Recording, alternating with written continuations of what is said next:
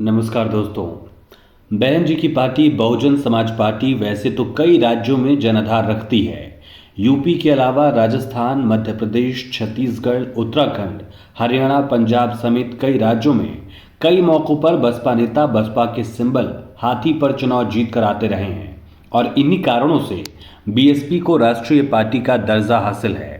2014 में देश में तीसरा नंबर, 2019 के लोकसभा चुनाव में देश में चौथे नंबर पर आई थी बहुजन समाज पार्टी।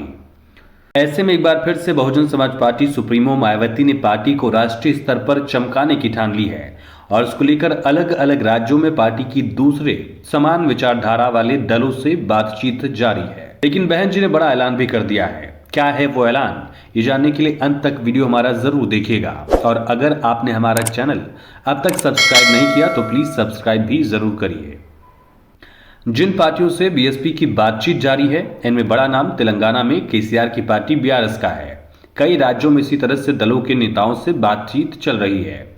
देश में करीब 17% दलित आबादी है और इस आबादी के लिए सबसे बड़ी नेता बहन जी ही हैं। ये बाकी दलों के नेता भी जानते हैं।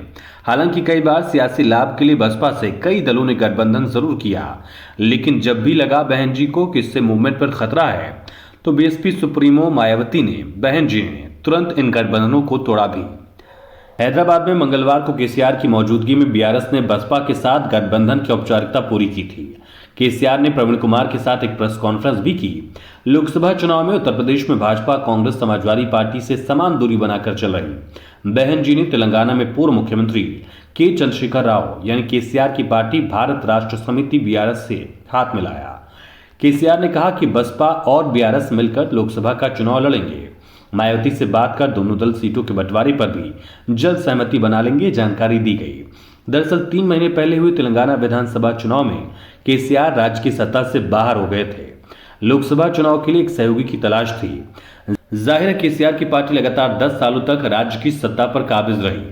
16% दलित वोट तेलंगाना की सियासत में किंग मेकर है। वहीं केसीआर की पार्टी भले ही सत्ता में न हो, लेकिन बीआरएस को 37% वोट मिला था और राज्य में मुख्य विपक्षी पार्टी भी है। कुछ ही हफ्ते पहले बहन जी ने तेलंगाना में जनसभा की थी। इसमें लाखों की संख्या में पार्टी काडर, कार्यकर्ता और समर्थकों के साथ दलित चिंतक शामिल हुए थे।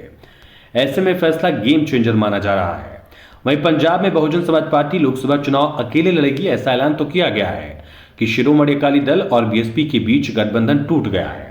बहुजन समाज पार्टी ने खुद ही अकाली दल का साथ छोड़ दिया। पंजाब बसपा प्रभारी ने इसकी घोषणा की और कहा था कि शिरोमणि अकाली दल और बीजेपी के बीच गठबंधन बनाने को लेकर बातचीत चल रही है, इसीलिए बीएसपी ने फैसला लिया और पंजाब में बसपा अकेले चुनाव लड़ेगी। लेकिन किसान आंदोलन के चलते बीजेपी अकाली दल की बातचीत को तगड़ा झटका लग गया है।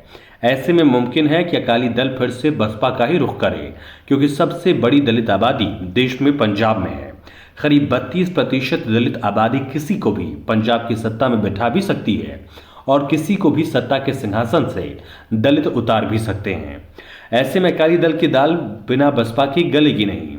यूपी में भी कई नेता इस जुगत में हैं कि बहन जी कब उनकी पार्टी से गठबंधन को हरी झंडी दिखाएंगी। इंडिया गठबंधन में तो यहां तक चर्चा हो गई थी कि बहन जी को पहली दलित महिला प्रधानमंत्री के तौर पर उम्मीदवार बनाने के बाद ही मोदी को चुनौती दी जा सकती है, वरना राहुल गांधी का चेहरा आगे करने से उल्टा फायदा मोदी को ही हो रहा है। इंडिया गठबंधन से कांग्रेस बार बार बातचीत को लेकर प्रयास कर रही थी, लेकिन बहन जी ने खुद ही इनकार कर दिया।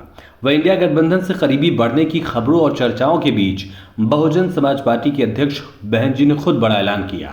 सोशल मीडिया एक्स पर पोस्ट में लिखा कि खुद बसपा अकेले दम पर देश में लोकसभा का आम चुनाव लड़ने के लिए तैयारी और दमदारी के साथ आगे बढ़ रही है।